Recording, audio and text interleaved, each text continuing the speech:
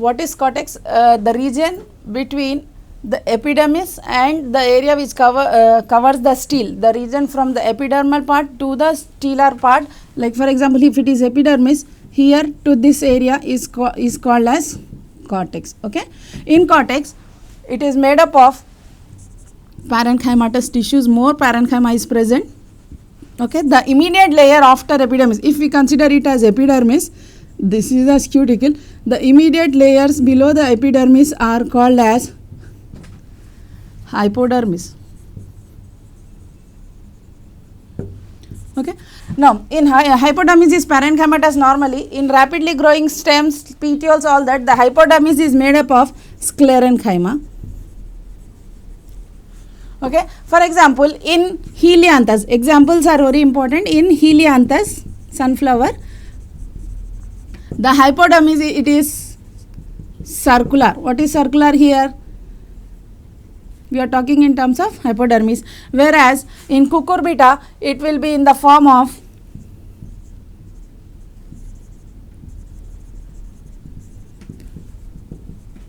it will be below the ridges.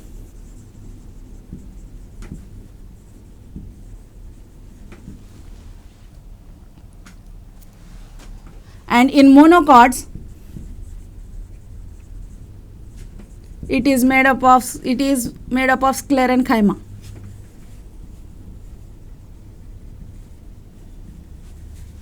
So these are important.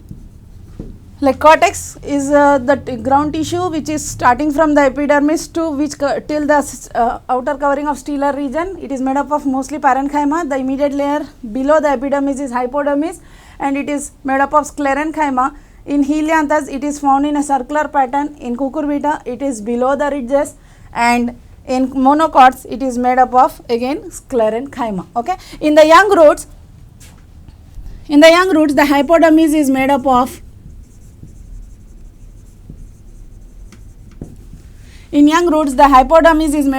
parenchyma. Now in young roots the hypodermis is made up of parenchyma. In mature roots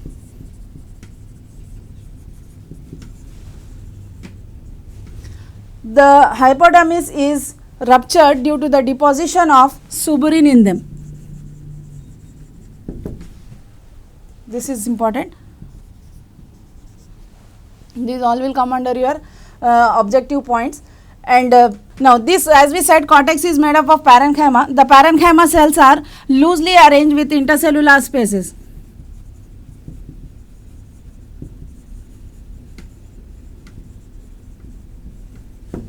Okay, as I said earlier, the cells of the cortex are made up of parenchyma cells,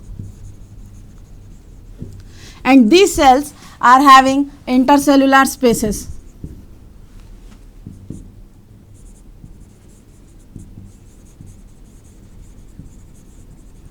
Now when we talk about the shape, what will be the shape of the cortex cells? The shape of the cortex cells will be spherical, elongated, or stellate. Okay. Now in some water plants or hydrophytic plants, these parenchyma cells become elongated and develop into cavity like structures which help in the maintenance of the water balance in the hydrophytic plants. Then those type of parenchyma cells, as we earlier studied, erenchyma, called as erenchyma. In addition to this, there are some, in addition to parenchymatous tissue or parenchymatous cells, the ground tissue also has some other tissues like latissiferous tissues. We have tannins, gums, resins, starch grains are also possible are also present in the cortex and also give protection to the cortex. Okay, next, what are the functions? When we come to the functions, in addition to this, we have latissiferous tissues. In addition to this, we have latissiferous tissues. In addition to what? In addition to parenchyma, we have latissiferous, tannins, gums are present. It is also having starch grains.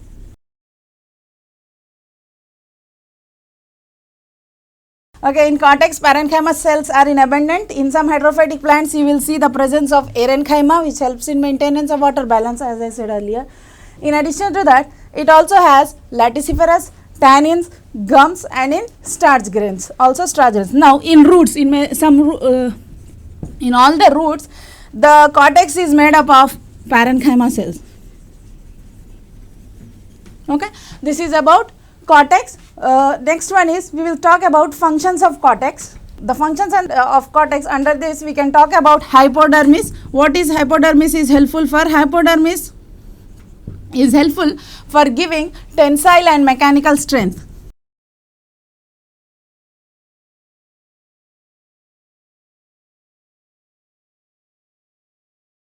So the hypodermis main function in the cortex will be, it will be providing tensile and mechanical strength. Cortical cells are also useful for storage of food. Cortical cells are also useful for the storage of food material.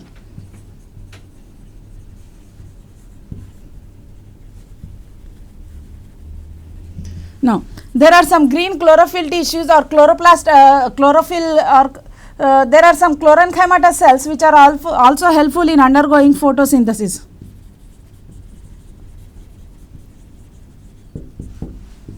By chlorenchymatous cells.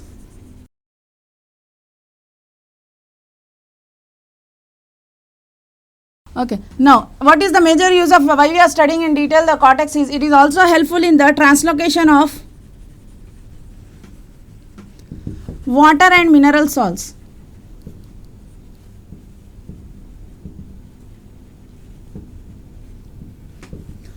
From where do you get this translocation of water and mineral salts? From root heads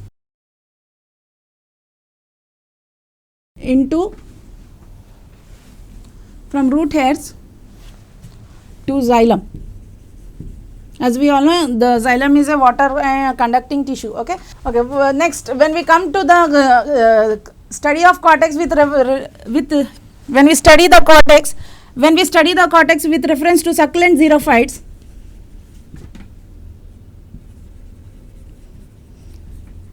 the major use of cortex will be here for the storage of the water.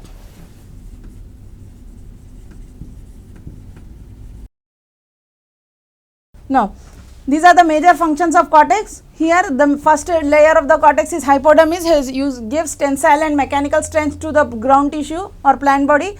The major function is, it is useful for the storage of food material, and the chlorenchymatous cells which are present in the cortex helps in undergoing photosynthesis. Next, translocation of water and mineral salts occurs from root heads to xylem tissue. Next, in case of succulent xerophytes, these cortical cells are useful for the storage of water. Now, there is one more activity going on here. These cortical cells get converted into meristematic tissue.